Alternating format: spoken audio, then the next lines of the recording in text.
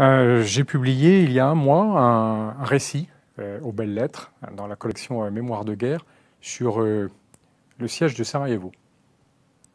C'est un témoignage personnel sur un événement qui m'a marqué et que je souhaitais publier.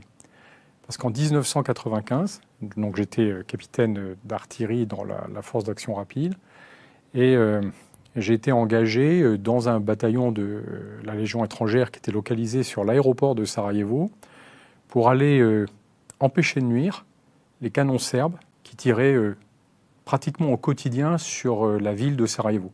En 1995, la ville est déjà assiégée depuis 3 ans et la population est donc soumise à une pression d'une rare violence. Donc rappelez-nous un petit peu les tenants et les aboutissants de ce conflit-là. Alors, je vais faire bref, mais en 91, la fédération yougoslave explose, en commençant par la Slovénie. Assez rapidement, la Bosnie-Herzégovine revendique son autonomie ou son indépendance, et les Serbes s'y opposent violemment. Et une des actions clés de ce conflit a été le siège de Sarajevo, d'abord parce qu'il y a eu très peu de sièges de villes dans l'époque contemporaine, et en plus, là, une ville au cœur de l'Europe, tout le monde a entendu parler de Sarajevo par les Jeux Olympiques, par les vacances, etc. La ville va être assiégée pendant plus de 4 ans. Voilà. Quand j'arrive en 95, la ville est déjà assiégée depuis 3 ans. Donc il faut imaginer une population qui est entièrement encerclée, c'est une notion qu'on ne connaît plus depuis des décennies, depuis 3 ans, qui ne peut plus sortir librement ou se faire approvisionner dans la ville, et qui en plus est soumise à des tirs quasi quotidiens. Et d'ailleurs, c'est pour ça que j'ai appelé mon livre « Vent glacial sur Sarajevo », parce que ce vent glacial, c'est ce que j'ai ressenti quand j'ai compris que la mission pour laquelle nous étions venus n'était pas celle à laquelle nous nous étions préparés et que nous étions pris au piège. Voilà. Donc j'ai voulu raconter, dans un récit très réaliste, ce qui s'est passé pendant cette intervention-là et pas ce qu'on aurait aimé qu'il se passe. Donc j'ai pris le temps de raconter mes compagnons d'armes, ces soldats professionnels, leur courage, de raconter aussi ces situations inextricables et cette capitale assiégée que nous n'avons pas su protéger. Donc, votre mission consistait à dézinguer les canons d'artillerie en les illuminant pour des frappes aériennes. Qu'est-ce qui s'est passé sur ce type d'opération? Ça allait jusqu'au bout? Il y a eu des pièces d'artillerie qui ont été dézinguées, pas dézinguées? Comment ça se passait? Oui, en fait, la mission, bien sûr, s'intégrait dans ce mandat d'interposition de l'ONU. L'ONU avait une mission pour limiter les dégâts, essayer de séparer les belligérants. Donc les Serbes assiègent la ville de Sarajevo. Alors, si je peux me permettre d'ouvrir une parenthèse, donc ce type de mission vous autorise à bombarder ou pas? Oui, absolument. C'est-à-dire qu'on avait des conditions d'engagement particulières qui avaient été réglées dans le cadre d'un accord sous égide de l'ONU, et aucune arme lourde ne devait plus être utilisée autour de la ville. Donc les armes lourdes étaient censées être stockées sous contrôle de l'ONU, et si une d'elles était utilisée, elle aurait dû être immédiatement détruite. Ça, c'est la mission. Donc la mission était finalement relativement simple. On avait à ce moment-là une armada aérienne absolument inimaginable depuis la Deuxième Guerre mondiale. Il y a plus de 450 avions de combat fournis par l'OTAN, mais au service de l'ONU. Et nous devions nous assurer que cet accord était pleinement respecté, sachant que si un canon tirait sur la ville, on devait, c'était l'objet de mon équipe, le localiser, être sûr que c'était bien une bonne cible et qu'on ne fasse pas une erreur dramatique, et la détruire. Voilà, ça c'était l'objet, c'est jamais simple, mais c'était l'objet de la mission. La réalité, c'est ce que j'ai voulu décrire dans mon livre, c'est que ça n'a jamais fonctionné. Et ça n'a jamais fonctionné dans une espèce de confusion qui a été soigneusement entretenue. C'est-à-dire que l'image qu'ont souvent les Français de cette situation, c'est que c'était tellement bordélique, l'ONU, qu'au fond, on ne pouvait pas attendre d'elle une décision ou une application sur le terrain. La réalité que je décris est tout autre. C'est que pendant cette période-là, alors je ne parle que de ce que j'ai fait, donc je parle de Sarajevo, du siège de Sarajevo, de la mission que j'ai effectuée. Eh bien, ce sont des Français qui verrouillaient tous les postes clés dans la force de protection de l'ONU, jusqu'à son plus haut niveau.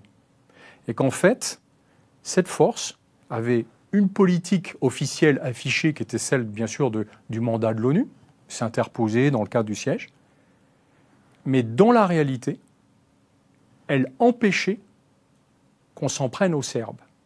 De par l'affection que la France a avec un de ses anciens alliés?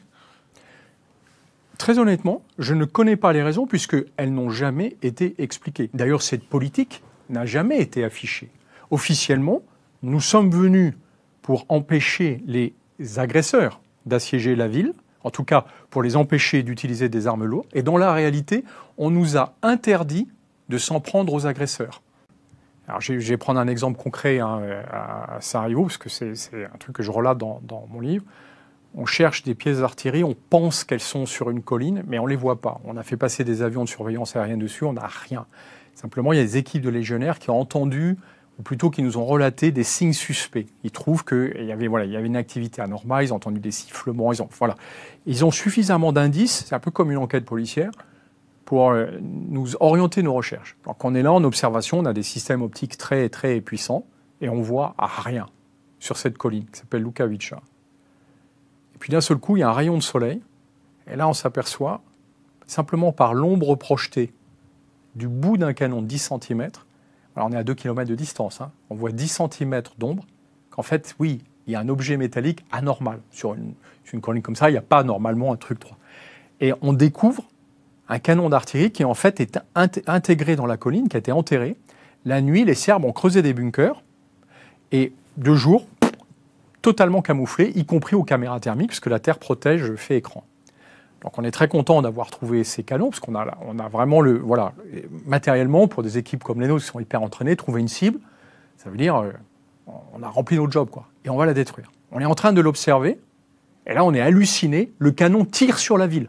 Donc non seulement on a trouvé un canon serbe, mais en plus il tire sur la ville. On le voit, alors, il y a la déflagration, il y a une espèce de flamme orange, avec un léger décalage, on entend le bruit arriver, et puis on se tourne un peu inquiet pour voir où est-ce que ce canon a tiré. Souvent on ne voit pas, un canon peut tirer à plusieurs kilomètres, voire à plusieurs dizaines de kilomètres.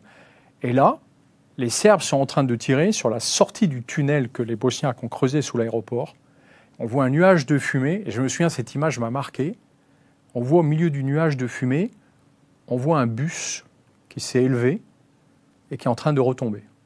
Voilà. Donc il y a plusieurs morts, à mon avis des dizaines de blessés. Donc là, on est exactement dans le cas prévu par l'ONU de les Serbes utilisent des armes lourdes contre la ville, destruction immédiate. Donc on passe par un AWACS pour faire venir immédiatement une patrouille de chasseurs bombardiers. Comme l'OTAN a mis en place un dispositif hyper organisé, on a une patrouille d'avions dans les 8 minutes qui arrive, je crois que c'est des Mirage 2000, qui descendent avec des bombes guidées laser. On est déjà, comme la cible, on l'a parfaitement localisée et identifiée. On l'éclaire, on est prêt à faire un passage. Et à ce moment-là, j'entends à la radio « stand-by ». Alors, je me dis, tiens, bizarre, pas normal. Dans un truc comme ça, normalement, on ne devrait même plus prendre d'ordre. On devrait détruire la cible. Et on me rappelle, à la radio, pour me dire que l'opération est annulée. Voilà. Et ça, cette opération annulée, on peut imaginer une fois que c'est parce qu'on est en train de discuter avec les Serbes et que, bon, on leur a dit d'arrêter. À la 10e fois, ça devient un peu inquiétant.